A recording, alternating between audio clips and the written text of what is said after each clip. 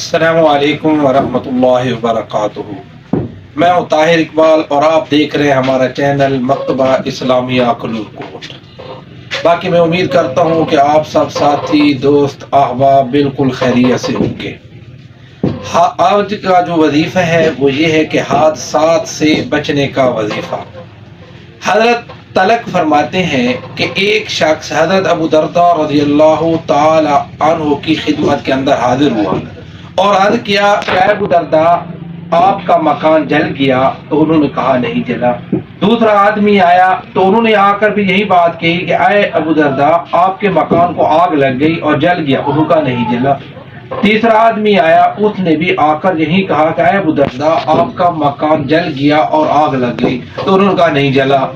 چوتھا آدمی آیا اور انہوں نے کہا اے حضرت ابو درداء آگ اتنی زیادہ تھی، اس کے شعلے اتنے زیادہ کہ بہت زیادہ، جب آپ کے مقام تک پہنچی تو وہ بجھ گئی۔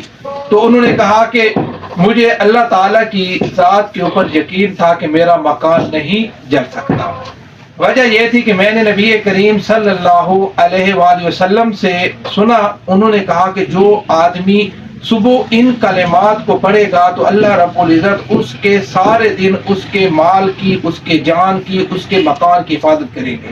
وہ کلمات کیا ہیں؟ وہ کلمات یہ ہیں: بسم اللہ الرحمن الرحیم، اللہم انت ربی لا الہ الا انت علیک توکلت وانت رب العرش الکریم، ما شاء اللہ کان ومن لم یشاء لم یکن ولا حول ولا قوة الا باللہ العلی العظیم، اعلم ان اللہ علی کل شیء قدیر وان اللہ قد احاط بكل شیء علما، اللہم انی اعوذ بک من شر نفسی ومن شر کل دابۃ انت آخذ بناصیتها ان ربی علی صراط مستقیم۔